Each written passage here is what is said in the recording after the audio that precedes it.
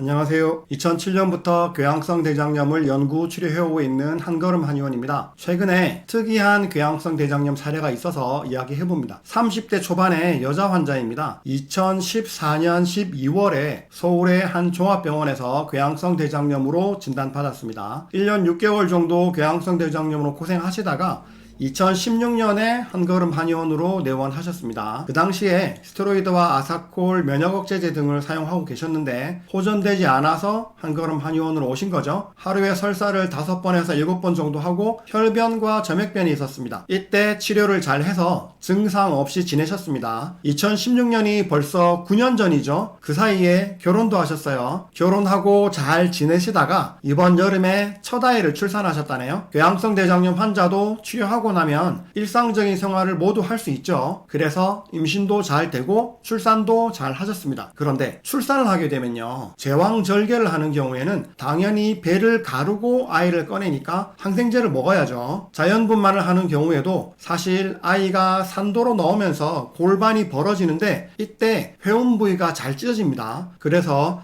자연분만을 하는 경우에도 아예 미리 회음 절개를 하게 되죠. 상처가 생겼으니까 당연히 또 항생제를 복용하게 됩니다. 그래서 이분이 출산 마지막까지 괜찮았는데 출산 후에 항생제를 복용하고 나서 궤양성 대장염 증상이 재발합니다. 먼저 이야기할 것은 사실 우리나라가 의료 체계에 문제가 있어서 제왕절개 비율이 너무 높아요. 자연분만보다 제왕절개를 하면 돈을 더 주거든요. 그래서 제왕절개를 안 해도 되는 산모까지 제왕절개를 하는 경우가 많습니다. 2024년 통계를 보면 한국은 제왕절개 비율이 전체 분만의 약 67%로 세계적으로 매우 높은 수준입니다. 미국이 32%이고 일본이 약 19%이므로 차이가 많이 나죠. OECD 국가 평균보다 2배가량 높습니다. 의사들이 인위적으로 제왕절개를 더 많이 하도록 유도하는 거죠. 하지만 자연분만이 제왕절개보다 여러가지 면에서 산모와 아이에게 훨씬 더 좋습니다. 먼저 산모의 측면에서 보면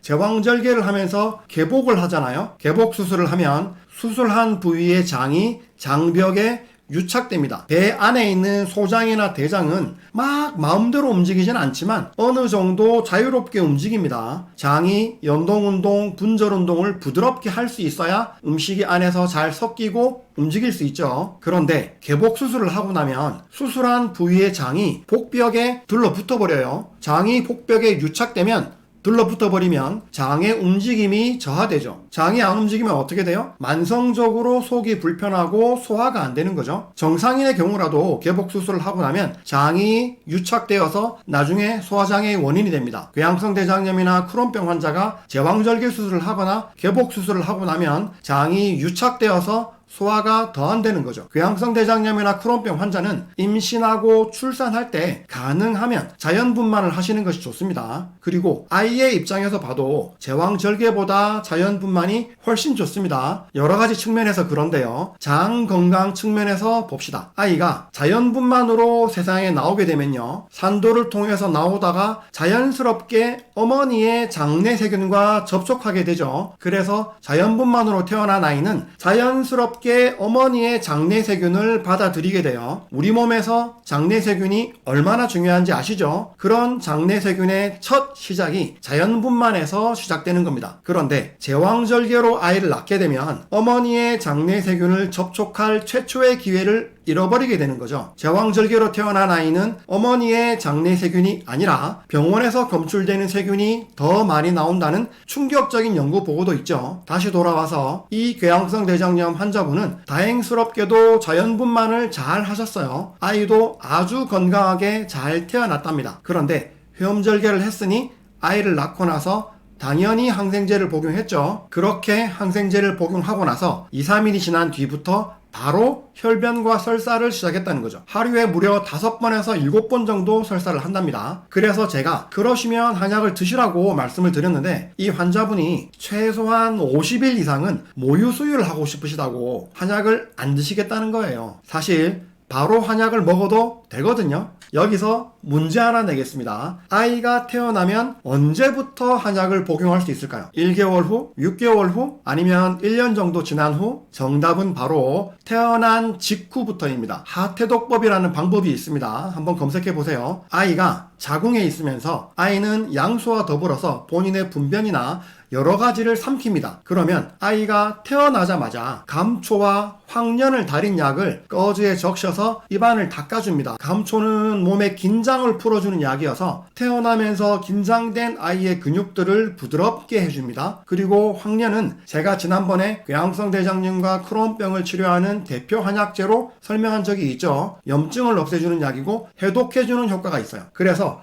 이 감초와 황련을 달인 약을 거즈에 적셔서 아이의 입안을 닦아주면 아이가 자연스럽게 이 약을 삼키게 됩니다. 그러면 아이가 자궁 내에서 삼켰던 여러 가지 나쁜 것들을 배출하게 되는 거죠. 이런 방법을 하태독법이라고 부릅니다. 태독을 내려주는, 대변으로 내려주는 방법이라는 뜻입니다. 장이 건강해지게 되는 거죠. 저는 당연히 제 아이들이 태어났을 때 이 하태독법을 해줬습니다. 태어나자마자 한약을 먹은 거죠. 임신했을 때도 마찬가지죠. 수십 년 동안 산부인과에서 조금만 일이 생겨도 무조건 한약 먹었냐고 물어보고 전부 한약 탓으로 몰아붙여서 요즘은 한의사들이 임산부들에게 한약 처방을 잘 안 하죠. 임신 중에 한약 먹겠다는 임산부도 잘 없고요. 하지만 임신 초기에 태동 불안으로 유산기가 있을 때 양방에서는 그냥 쉬라고 하지만 한약을 쓰면 잘 듣습니다. 자궁 내에 양수가 부족한 경우에도 한약을 쓰면 양수가 많아집니다. 입덧에도 한약이 잘 듣죠. 출산하기 직전에는 단녹용탕이라고 해서 녹용만 달인 약을 먹이는데 그러면 출산을 훨씬 수월하게 할 수 있습니다. 출산 후에 산후조리에 한약이 효과가 좋은 것은 너무 당연합니다. 이런 것들을 한의사들은 잘 알고 있기 때문에 한의사 가족들은 임신 중에 한약을 많이 먹습니다. 제 아내도 임신 초기부터 출산이 끝나고 산후조리할 때까지 꾸준히 한약을 계속 먹었습니다. 제 아내도 건강하고 아이들도 건강합니다. 원래 수백 년 전부터 임산부에게 한약을 계속 써왔고 동의보감에도 많은 내용들이 기록되어 있죠. 그래서 임신 전부터 임신한 후에도 출산한 후에도 한약을 먹는 것이 좋고 아이에게도 한약을 먹이는 게 좋습니다. 그래서 출산 후에 항생제 먹고 재발한 이 궤양성 대장염 환자도 바로 한약을 먹어도 되거든요. 그런데 아무래도 걱정이 되었는지 이 환자분이 출산 후 50일 정도는 모유 수유를 하고 싶으시다고 한약을 안 드시겠다고 하시는 거죠. 뭐 어쩌겠습니까? 환자가 선택하는 거니까요. 그대로 따라야죠. 그래서 출산 후 50일이 될 때까지 환자는 아이에게 모유 수유를 하고 50일 동안 계속 하루에 5번에서 7번 정도